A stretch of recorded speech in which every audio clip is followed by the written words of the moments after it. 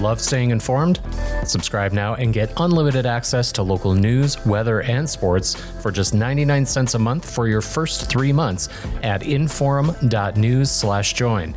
Read every story, listen to every podcast, and download the apps that keep you informed and on the go 24 hours a day. So head to inforum.news/join right now to subscribe. What are you waiting for?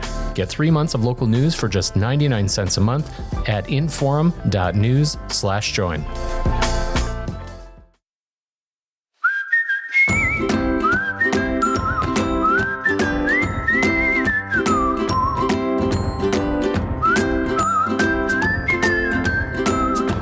Welcome to Play Talk, folks. And I'll tell you, normally I can't wait to talk to my guest, Senator Kevin Cramer, because it's always a good time. We always have a good conversation, even when we're disagreeing. But I got to tell you, the weather here in North Dakota outside is gorgeous. It's my favorite kind of weather. Cool mornings, nice, warm, sunny days. I would really rather be outside. But no, I'm at my podcast desk this Friday. You will all be proud of me. I have resisted temptation. I did not cancel the interview. I am here ensconced behind my desk, ready to do a podcast interview with Senator Kevin Cramer. Kevin, how are you? I'm well, thank you. And as you know, not everyone else can see us, but I can see you, and you truly are indoors. You even have your shades pulled just to make sure you're not tempted. Not too tempted. I can see it out. I can see it out the other window, not the one. I have the windows behind me shaded so they're not glaring the camera. But yeah, I can look out my window thinking, gosh, I'd really just rather be outside right now. But let's get to it. Hey, Doug Burgum for president. Now I know there hasn't been an official announcement yet. I was writing about this early on. He was in Iowa. He was holding some events. When governors go to Iowa this time in the political cycle, that's enough to get chins wagging. I had people telling me there were polls, running.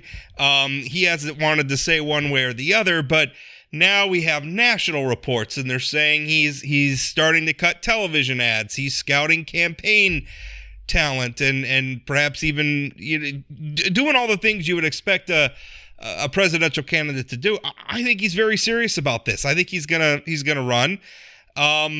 And I guess what are your thoughts on that?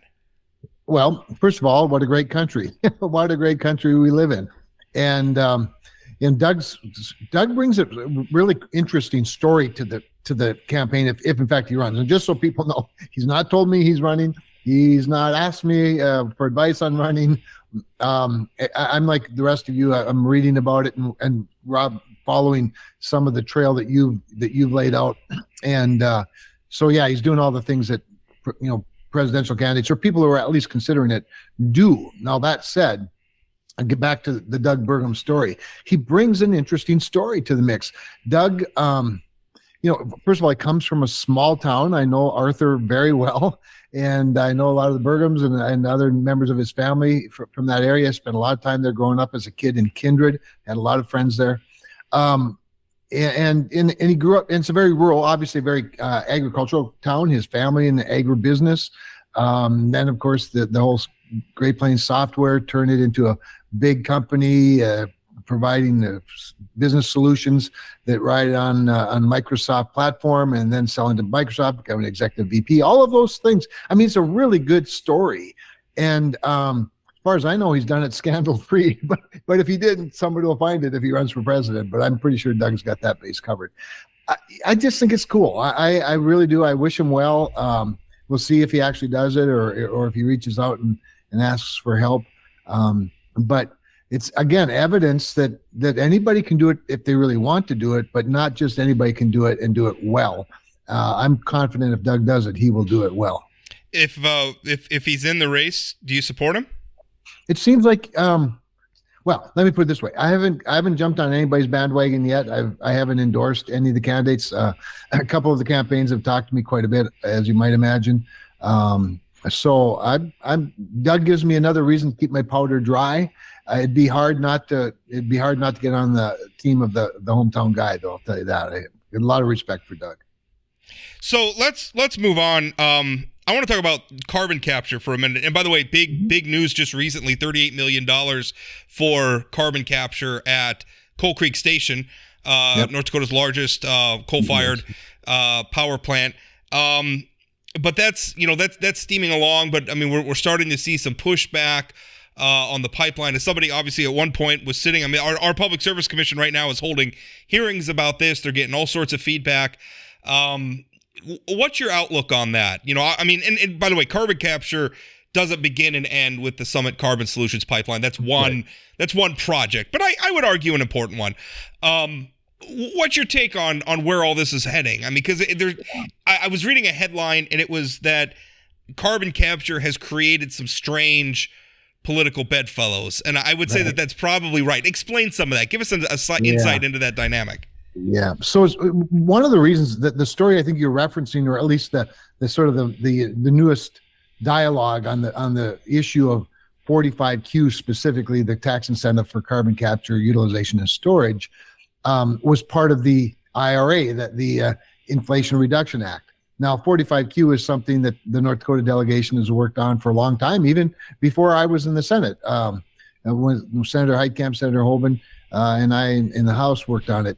And so when it finally became part of that very large, IRA, which was also very partisan, it created some interesting rivals, if you will. So you have people like John and me and Kelly who voted against, of course, Inflation Reduction Act because it didn't reduce inflation; it just enhanced it. And there was a lot of bad stuff in there, but 45Q was in there. So what's happened now is during this budget, or debt ceiling increase negotiation, one of the things the House Republicans want to do is withdraw a bunch of the IRA stuff. They want to repeal the IRA, which would include the things you like and the things you don't like. And so that's where it's sort of gotten kind of interesting, if you will, politically speaking. The other thing about it is, of course, carbon capture is designed, in many respects, it's designed to make fossil fuel production and generation, particularly electric generation from coal, but also the production of ethanol from North Dakota's farmers, right, and America's corn farmers. And so when you're producing ethanol, it creates a lot of CO2. You can capture it fairly easily out of this stream, the ethanol production stream, more easily than you can out of a power plant. So you have all of these sort of somewhat diverse entities that are for restraining carbon into the atmosphere, but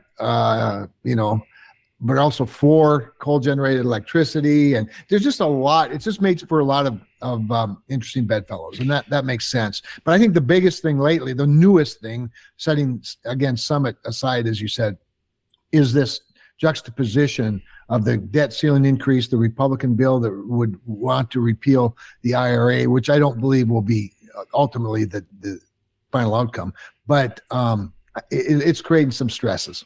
One thing, and especially because we've seen the debate over the Summit pipeline get very heated, and I'm a little frustrated because some of the perception on it, when I'm listening to some of the people talk at like the PSC hearings, I'm hearing a lot of the same. It's nothing really to do with carbon capture at all. Right. It's the same concerns you have about every pipeline. And that's not me dismissing those concerns. Of course. But you're talking about soil compaction, you're talking about soil disruption, you're talking about the potential for leak. This is the same as it is for leaks, I should say. This is the same concerns we have over every pipeline. That's nothing new.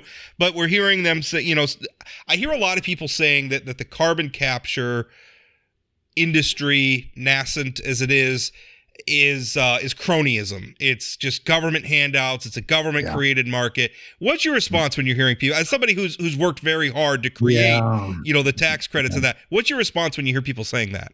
So I have some empathy for it, actually. And as you know, when I was on the Public Service Commission, I actually cited the movement of the CO2 pipeline that we actually have in the state. The cronyism argument is legit in this sense, in that in order to incentivize the production of and the development of carbon capture, utilization, and storage technologies, you need an incentive. And the reason you need the incentive from the government is because all of the competing fuels have incentives from the government.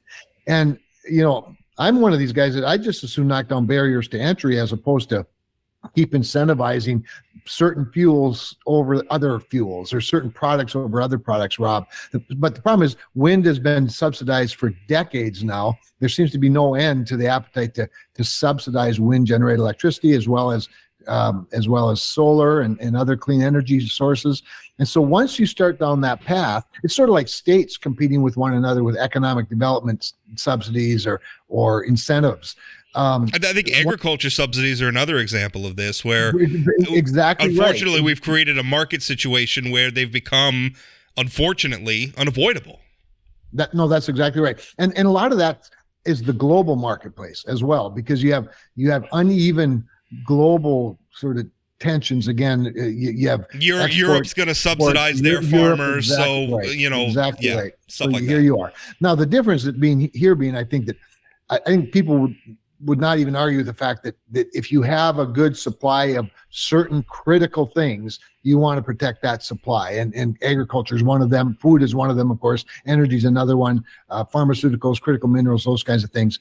And so there's some legitimacy there. However, in this particular space, I really do think it's become, one bias versus another bias, and it's sort of an endless stream. Whether or not we could have, and this is what I've always advocated for, I'd like to have a fuel neutral incentive program. In other words, if in fact, and I think it's pretty much a fact, whether you like it or not, we are headed toward a carbon constrained future. People want less CO2 in the atmosphere. And again, it doesn't matter what you believe about it, that is a fact. So then how do you incentivize it? What I'd say is set whatever your standards are and then let the market decide. You don't have to subsidize any of it that way. Now, you are talking about highly, highly capital intensive industries. So if you have a nascent, as you said, or even early emerging technologies like carbon capture, there probably isn't enough private, risk tolerance to do something like that. So if you want to get it off the ground, oftentimes early investment requires some early subsidy or some early incentive. I'm not against that. I think there are lots of early technological advancements that were funded by the government and then became marketable. I mean, I've been thinking of like the internet or computing. Yep. And that's kind of the context I've been thinking about carbon capture in, because there's so many potential applications. The problem is one of scale. I mean, the technology is still emerging. Once upon a time, if you wanted computing, you had to like go to a university, and they had that was probably getting grants from a government, and they had a giant room filled with vacuum tubes and everything else. And now I have a more powerful computer that fits in my pocket. That's the market at work. And so I feel like the same is going to be true. It's part of the problem too with carbon is that it's not really a product. And I realize it's usable in some ways, I should say. But what we're dealing with is an externality, right? It is a carbon emission is a byproduct of us doing something, whether it's producing energy or transportation or whatever it is we're doing. And so it becomes hard. It becomes hard to create a market incentive to capture it. That's right. So you're talking about it's an externality. It's in the words of the EPA, it's a pollutant, in the words of the Supreme Court of the United States, it's a pollutant under the Clean Air Act, which is a whole policy issue that's been settled and not in the minds of everybody, but in law, which brings us to this point. And so what utilization of carbon, whether it's for greenhouses, because you do need CO2 to grow food or grow plants, or whether it's in enhanced oil recovery, at that point becomes a commodity.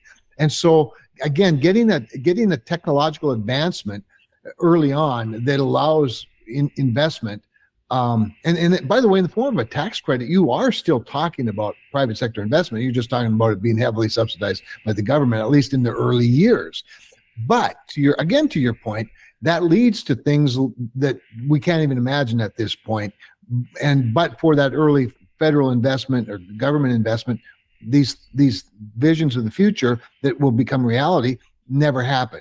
And so I'm not just categorically opposed to these kinds of things at all. I think this issue is tougher just because we've piled on all these competing incentives. And by the way, the other big one, and in my mind, perhaps the best of all of them, is in terms of fuels, is nuclear fuel. If you care about base load, which we all care about, nuclear works. If you care about no emissions, nuclear has no emissions.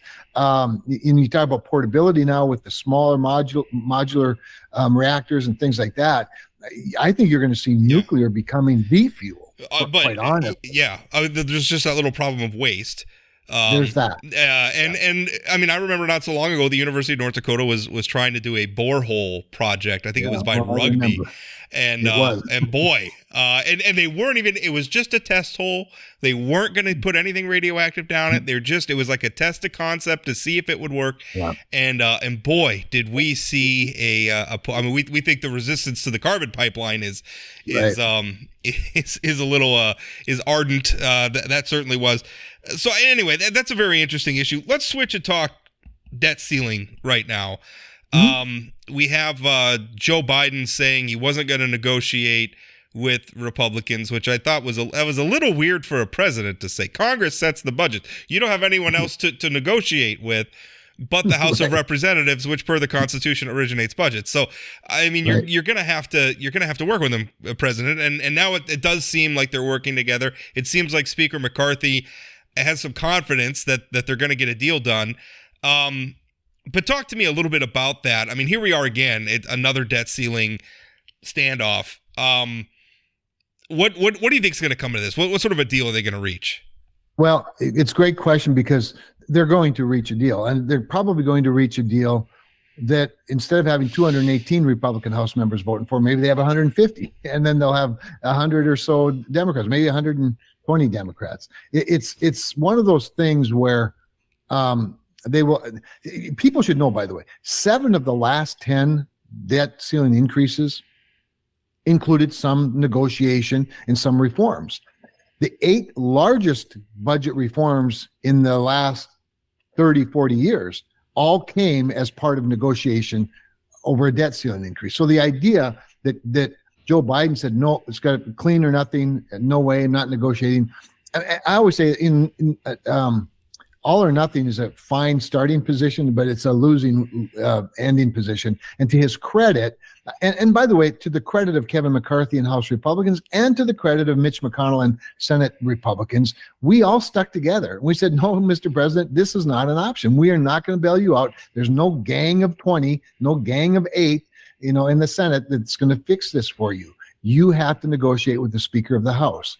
To your point, constitutionally, not to mention, it's just he's the Speaker of the House. So it was a weird start to it, but I do think we're going to get something. Now, the question I think becomes what reforms are going to be, are they going to be negotiated that are allowed? The House has some, the House passed the bill, as you know, a few weeks ago, and I talked to Speaker McCarthy. He called me shortly before passing that, wanting to know what I thought, how I thought it would play out in the Senate, and I told him, I said, I think your reforms that you're going after are really quite reasonable. They're not radical. Just to give you a sense of how not radical they are, one of them is to bring the spending ceiling down to 2022 levels. Well, 2022 levels were $6.2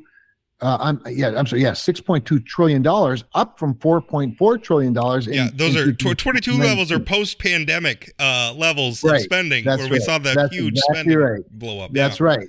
And the president wanted 6.8 trillion. So to think that the House Republicans agreed to 6.2 trillion, they wanted to go pre-pandemic, which would have been more like in the $4.5 trillion range. But realizing the art of the deal, they went with 6.2. He wants 6.8. I don't know that they'll get that, but that'd be a pretty good one. And it would also, with growing revenue, and they want to grow the spending at a 1% rate, which, again, that's pretty major reform. You get to balance fairly quickly in a normal sort of, inflationary cycle. That said, I doubt that's what they'll get, but we'll see. The other one, of course, is HR1, this permitting reform package that they also passed. All right. So explain that to people who are why is that important? Why is that significant? Yeah. Well, what's important because our bureaucracy's gotten so big, it's almost impossible to build anything anymore in the United States, whether it's highways and bridges, buildings, manufacturing, pipelines and railroads and transmission lines. And interestingly, Rob, what the left has realized, what liberals have realized, is it's just as difficult to permit an offshore wind farm as it is an offshore oil farm, or a transmission line that's going to serve a wind farm as opposed to a coal plant. That's exactly right. So what the House did, they passed, again, a pretty modest reform package that's fuel neutral, that shortens and creates specific timeline limits on things like an environmental impact study, which is, they said, at 2 years, an environmental assessment, which they said at 1 year, with some shot clock provisions that default to the applicant. Now, and we can get into a lot of nerdy details on that, but also some judicial reforms. So like expedited judicial review. So instead of being able to sue 5 years after the project, or in the case of like a Dakota Access Pipeline, literally sue after the environmental assessment. Which still, I mean, the Dakota Access Pipeline's operating. It still could, I guess, technically be shut down because it's still under litigation. A judge could still shut it down. Now, I don't think that's going to happen, but it's highly unlikely. But the fact they hang in this limbo without an EIS, which keeps getting delayed longer and longer and longer by the Corps of Engineers, it's not appropriate. And what it does is it creates so much uncertainty that further investment in projects like this becomes less and less likely. Now, that said, the reason I believe, I actually happen to think that one of the outcomes will be some modest permitting reform. The question really is how modest. So if it's fuel neutral and it's specific to, say, siting, especially, but by siting I mean where will the transmission line go, where will the pipeline go, who has a say, shortening the timeframes, I think there's a pretty good chance they're going to get it. And I had a hearing this week in the Environment and Public Works Committee on permitting. I also have a bill and that's similar to HR 1. There's several Senate bills, or at least 3 of them. Joe Manchin has one. He's the chairman of the Energy and Natural Resources Committee. Senator Capito and I have one. She's a ranking Republican on Environment and Public Works. I'm number 2 there. And then now Tom Carper, the chair of Environment and Public Works, just put one out, at least a template for one. So you have a lot of these things out there. I've been part of negotiations now on 2 different attempts by Joe Manchin. We know where the low-hanging fruit is, and I think they're sort of identifying it. The new question of the day that's in all the trades, today at least, and yesterday, is can we do something more comprehensive? And by that, what they're really talking about is, can we include electric transmission lines? And that's a problem. It's a problem for me, because what the left wants to do with electric transmission, Rob, isn't just simply change the siting criteria. It's shifting the power, the decision-making power from states to the federal government. And then on top of that, the funding scheme. In other words, electric transmission, distribution, utilities pay for that, and then they charge their ratepayers. And these utilities, either they're a co-op where they go to their membership and their board and they get the funding, set the rates, or they go to the Public Utilities Commission and set the rates. But you have to demonstrate return on equity and ROI and actual costs and all of these things. It's complicated rate making stuff, but usually it's just the ratepayers that benefit from the actual product that pay into this, to pay for this infrastructure. What Democrats want to do is they want to socialize all those costs. So if you have a wind farm in Wisconsin, and they want to get that electricity somewhere else, or you have a wind farm, this is a better example, a wind farm in Wyoming where they do have them, and Oregon is very, very green, and they want that low carbon electricity. They want everybody to pay for the transmission. Well, Oregon has wind, they have a big ocean, they have mountains, but they don't want any of these things there. So what I'm pushing back on is to make sure that we don't socialize all of those costs for pet projects. But if it's simply back to the permitting side, I think they can actually get there. The question is, if we want to do something more comprehensive, and I think we can, it takes longer. Can we do this, to do the modest stuff with raising the debt ceiling, with a promise that we'll do more as we go into the fall? That's a tough one in Congress, short of actually putting it into law that we promised. Well, is it a situation where if you do a little bit, people could say, well, okay, we did it. Yes. Box checked. Let's move on. Right. And now we're going to leave behind the harder parts, right? Exactly right. That's the fear. That's the fear. That's the human nature. It's like I swept the couch. I swept the floor, but I didn't move the couch to sweep under the couch, right? Like that. There you go. That kind of stuff. Well, I really like the idea of getting to a point where we have a finish line for some of this infrastructure, and the Dakota Access Pipeline is a perfect example. The Keystone Pipeline is a perfect example, where it's never ending. And given how capital intensive this is, how do you get people? And that's by design.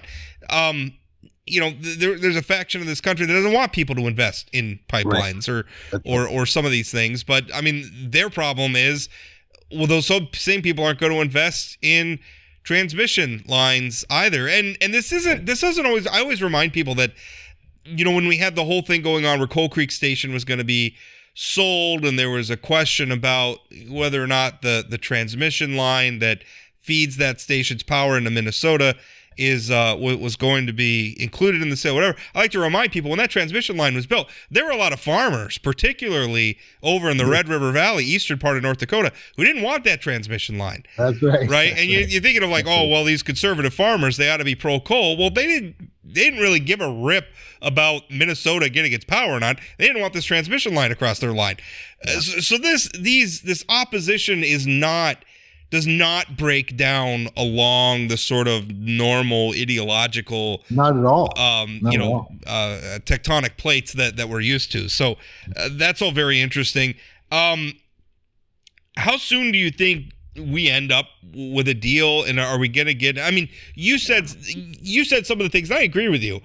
When you consider in inflation, and then you consider in, we put if Republicans get their way, they get a 1% cap on discretionary spending, which, I mean, I guess you could talk about. It's such a small part of the overall, non-discretionary, that whole rigmarole. Yeah. But you get that, you get the spending cap back down to 2022 levels. That puts us on a pretty good fiscal trajectory, but we're not going to do that. Which means that we're going to have another debt ceiling standoff. What, a year hence, whatever it's going to be. I mean, at some point, when are we going to get where we don't have to have these standoffs all the time? Yeah, so probably I don't know if it will be happening in our lifetime. And the reason for that is, remember, we do have a $31 trillion debt. We're now looking at deficit, depending on how this all plays out, we're at deficits of about $1.5 trillion per year. Now, the reason we've been able to get to 31 trillion without a blow up is because our economy also has been growing very dramatically. Not so much recently. We are now we had 1.1% GDP growth in the last quarter, and we could be going into recession again with high inflation and high interest rates. And so, that means the debt will grow even faster, and not to mention the payments on the debt grow because the interest on the debt is going to grow. I don't know how we get to what you're talking about anytime soon, unless, of course, we can grow the economy to keep up while we're also trying to deal with the actual deficit spending. But we won't do it unless we deal with the mandatory side of the ledger. To your point of 1% growth in the discretionary spending, that's only about 25% of the entire budget, and more than half of that now is actually national defense, the one legitimate thing that the federal government is supposed to do. So this is why I think this moment, and it just doesn't bother me. I know it bothers a lot of people, and it bothers a lot of the investment community, if you will, that we could default on our debt. I don't think we are going to default on our debt, but we're also not going to have a clean debt ceiling increase. But how profound will the reforms be? I'd frankly like to see some commissions created, and I'm not a big commission guy, but the Congress doesn't seem to be able to get around to it. I'd like to see commissions made up only of members of Congress that deal with each of the various pots, like one Social Security, one Medicare, one maybe food programs, foreign aid, and just find all of the pots and just take a real hard look at it. When you might remember the days of what was it that Phil Gramm was part of some of the negotiations of Graham Rudman Hollings. They had 2 rounds of that where they made significant reforms to the spending process. Both of those were negotiated, and they were in the 80s, as I recall, negotiated with a debt ceiling increase pending. And so it forces people to the table, but those came right out of Congress. We can do the same thing, but we have to be willing to, we have to have the political will to do it. As you know, I mean, neither President Biden nor former President Trump, who's hoping to run against President Biden, will even talk about Social Security. They take it off the table. What's the biggest driver of debt? How do you not talk about it? You can talk about it revenue side, you can talk about spending side, you can talk about some modest tweaks, but they won't even do it because it's such a political, graveyard for people. And again, I always worry that the only time we're going to take this seriously is when we find ourselves in a real crisis, not a manufactured political crisis, but an actual crisis that is undermining our economy, undermining our government stability. And I mean, I look at a place like France, which has, pretty lavish social pensions and things like that, compared to the United States. And you look at what they're trying to do with some very modest, like raising the retirement age modestly, and they've got people like burning cars in the street and throwing Molotov cocktails and stuff. Right. I don't want that to come to the United States. And I'm worried that we're going to get to a point where we have convinced so many generations of Americans that we can just deficit spend into infinity that we're just not going to have the political will to do the right things about it.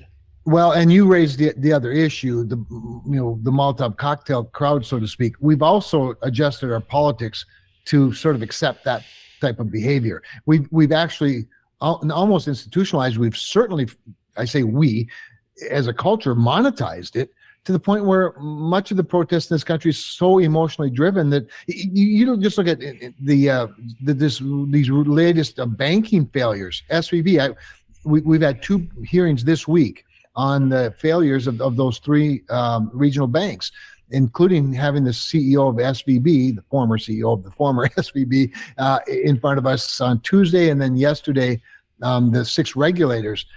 And everybody's talking about, liquidity problems and capital problems and regulatory problems and who did what to whom and who's responsible and why didn't the referees do more about it. All these things, all legitimate discussions. I brought up for the first time in 3 hearings yesterday, and it really sparked quite a conversation, but I brought up, I said, but what about the emotional part? What about the part where a couple of guys get on Twitter and tell all of their clients to withdraw their money and pull your money run out on the banks? Yeah. It's emotional, and $40 billion gets taken out of regional bank, and the bank collapses just like that. Or look at the GameStop stuff, right? Where again you have Reddit driving people to make what I would argue are probably irrational decisions about stock. Like you're purchasing stock to make a political statement, not because you believe in the future of the company. Right. Where people begin acting irrationally based on weird cues from social media.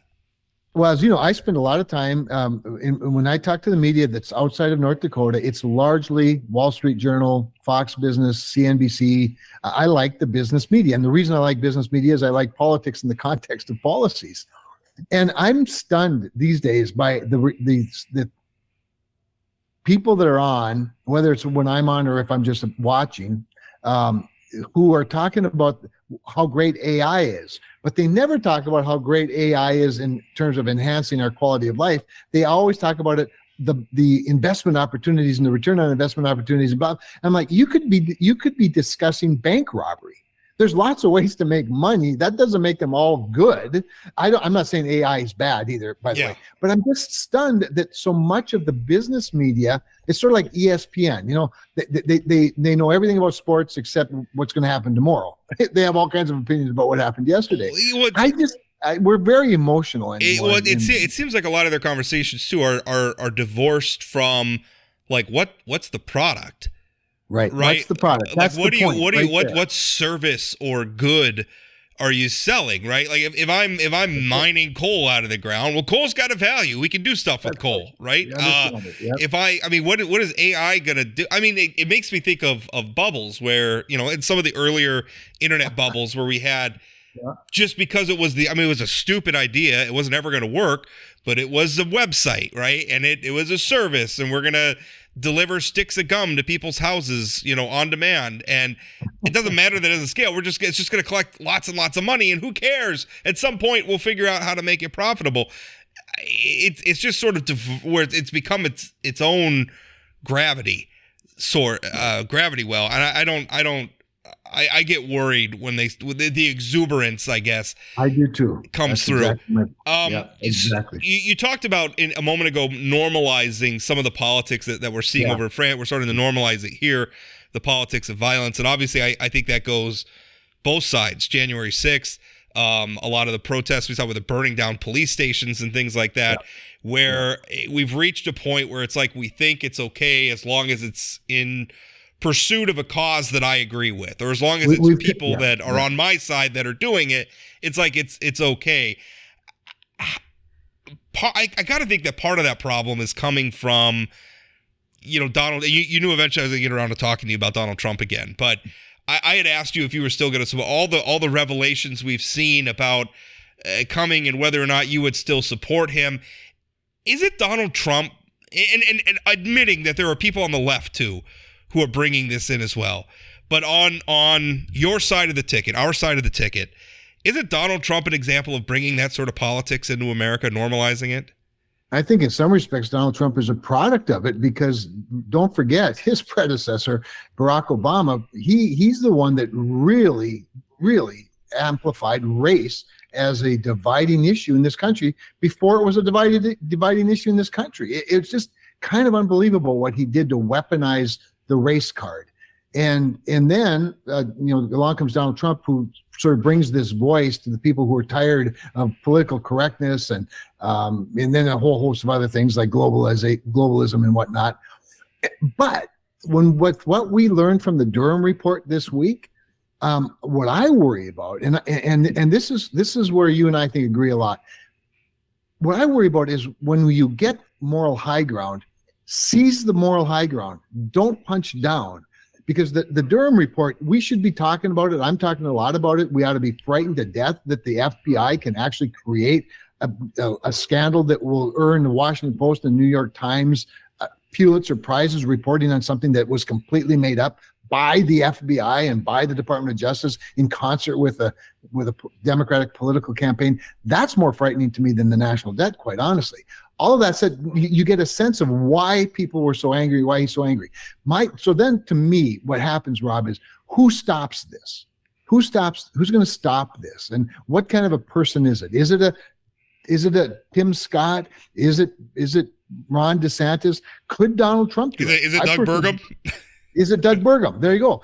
I actually think Donald Trump could stop it. I think he could say, okay, listen, everybody, the Durham report's out. We now know that it was rigged against us, but we have to put all that behind us. Let's get back to running this country. America first, not America only.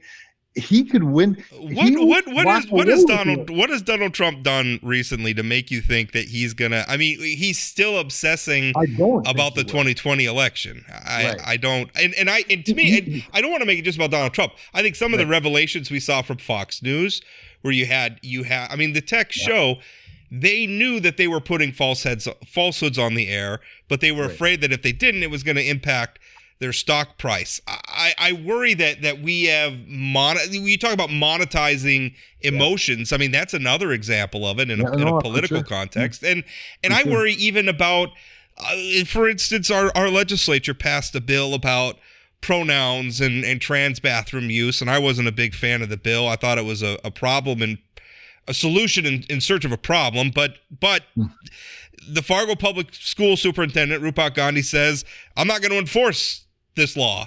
And I have a problem with that. I mean, I'm kind of looking, maybe this is an unfair comparison, but I'm thinking, what does Superintendent Gandhi have in common with the January 6th rioters? And it's a lack of respect for democratic outcomes.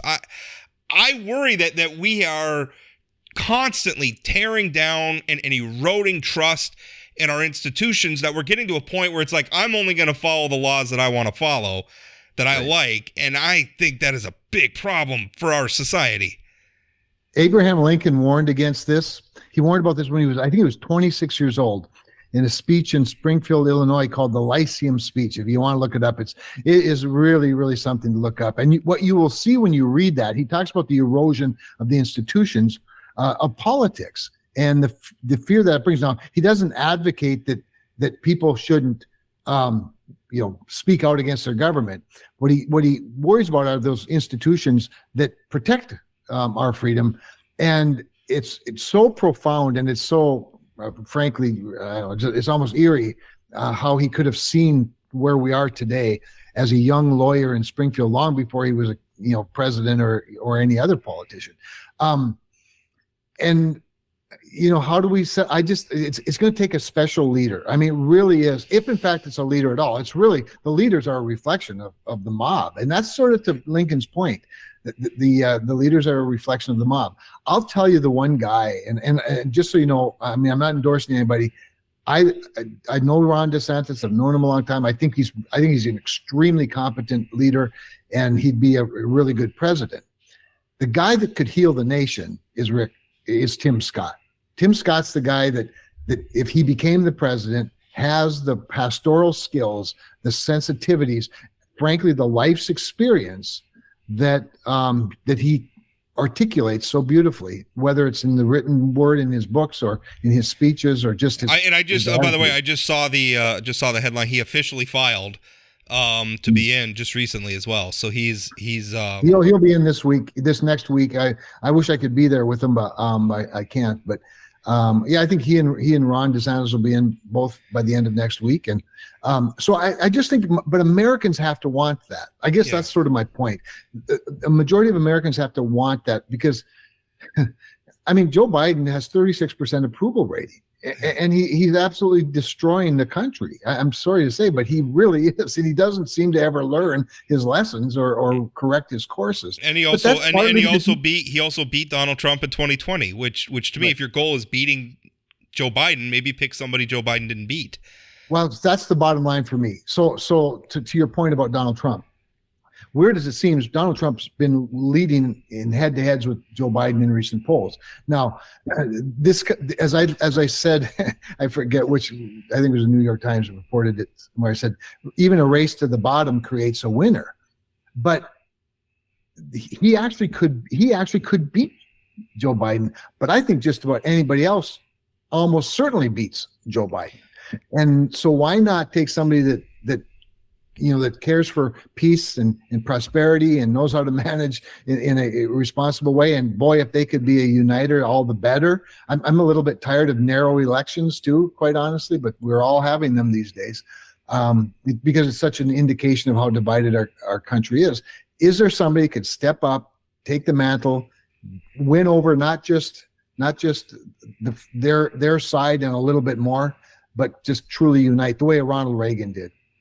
Let me ask you one question about Ron DeSantis. And one thing, because I was enthusiastic about him, and maybe more so because he's not Donald Trump, which is my personal feeling. The one thing that really gives me pause about him is this thing with Disney. And I mean, he and again, I have a lot of problems with the don't say gay bills and things like that, and that's a debate for another time. I have a problem where it seems like he's retaliating against Disney because they were critical of his legislation. And that sounds like Russia stuff, where we're going to go after a private company because they were critical of the government. That gives me a lot of pause that somebody's using their power. Is that how you're perceiving it? What do you see when you look at that situation? No, I mean, I haven't followed it probably as closely as you have, but one of the things, when you're a private entity that enjoys political favor, particularly in tax policy, which is my understanding Disney does in Florida, you subject yourself to the government in many respects. And so I don't have so much of a problem with it there. And maybe that's where I was all for Ron's initial actions. The more recent stuff, I haven't followed that closely. It maybe seems a little more petty than it needs to be, but I think it's probably on both sides. The thing, I get to Florida quite a bit. Our family goes there a lot. I host an event there every year over at Universal. So we were driving through the Disney World, which is Disney. And when I say world, I mean the whole campus pretty regularly. I mean, it's just a part of, it's like a city street in a major city. It's so massive that obviously Disney is not going to move Disney World. It's impossible. They're way too invested.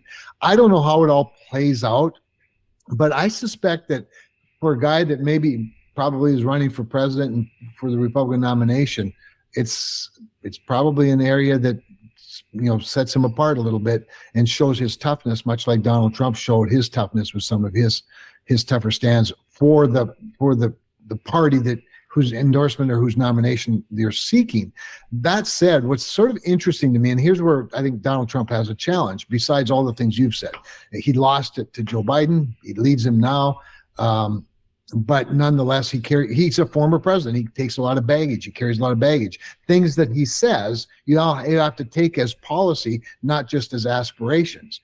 When you're not the president, when you're not the office holder and you're running for the job, you have a little more leeway. That's one of the advantages of our system of challengers running against incumbents, is that the challenger gets to be more aspirational than sometimes reality would. Or put another way, just doesn't have the baggage. Just didn't have the baggage. They don't have an actual voting record or a record of signing bills or what have you to actually to go back and verify on. Well, Kevin, I appreciate you coming on as always, and always a great conversation about these things. Look forward to doing it again real soon. I'm sure we will. Thanks, Rob.